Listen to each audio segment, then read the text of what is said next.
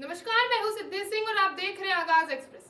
अल्पसंख्यक कार्य मंत्री किरण रिजिजू ने राज्यसभा में वक्फ संशोधन विधेयक 2025 पेश करते हुए कहा कि इसे व्यापक चर्चा के बाद तैयार किया गया है और फिर जेपीसी को भेजा गया था।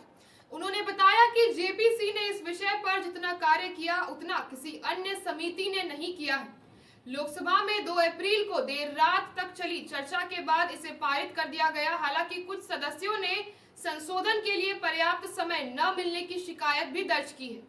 रिजिजू ने कांग्रेस सरकार के दौरान गठित विभिन्न समितियों और सच्चर कमेटी की सिफारिशों का भी उल्लेख किया है। विधेयक के लोकसभा में पारित होने पर आजाद समाज पार्टी के नेता चंद्रशेखर आजाद ने कहा कि सरकार के पास बहुमत होने के कारण इसे पारित कर लिया गया। हालांकि इसके खिलाफ अदालत और सड़कों पर संघर्ष जो है वो जारी रहेगा। राज्यसभा में चर्चा के दौरान किरण रिजिजू ने कहा कि ये विधेयक पारदर्शिता और जवाबदेही सुनिश्चित करने के लिए लाया गया है और इसका नाम उम्मीद रखा गया है।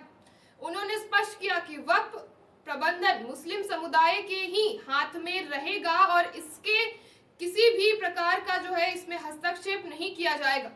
वहीं कांग्रेस सांसद सैयद नसीर हुसैन ने बीजेपी पर निशाना साधते हुए पूछा कि यदि 1995 का वक्फ कानून किसी समुदाय का तुष्टीकरण था तो बीजेपी ने तब इसका समर्थन क्यों किया था। उन्होंने आरोप लगाया कि 2014 से 2024 तक बीजेपी का ये समझ नहीं आया कि ये कानून कठोर है, लेकिन 2024 में चुनाव हार के बाद ही इस पर जो है बीजेपी को याद क्यों आई कि वो वक्फ संशोधन करना चाहिए। तृणमूल कांग्रेस के सांसद नदीमुल हक ने विधेयक को असंवैधानिक बताते हुए कहा कि ये संविधान के अनुच्छेद 14 का उल्लंघन करता है। उन्होंने आपत्ति जताई कि इसमें वक्फ बनाने के लिए कम से कम 5 वर्षों तक इस्लाम का पालन करने की शर्त रखी गई है और पूछा कि इसका प्रमाण कौन देगा।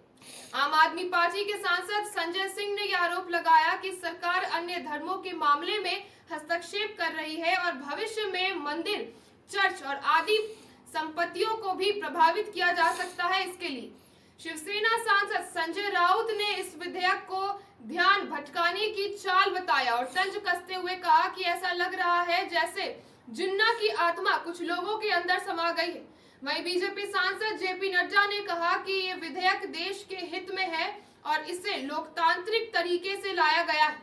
उन्होंने विपक्ष पर मुस्लिम समुदायों को गुमराह करने का आरोप लगाया है और कहा कि पिछले 70 वर्षों में किसी ने उन्हें पूछने का भी तरीका नहीं रखा और किसी ने इस चीज को संवैधानिक तरीके से नहीं रखा, ये सोचने की जरूरत तक नहीं रखी गई है। जेपी नड्डा ने आगे कहा कि सुप्रीम कोर्ट ने पहले ही ट्रिपल तलाक खत्म करने का निर्देश दिया था, लेकिन यूपीए सरकार ने इसे लागू नहीं किया। मोदी सरकार ने ट्रिपल तलाक खत्म कर मुस्लिम महिलाओं को न्याय दिलाया।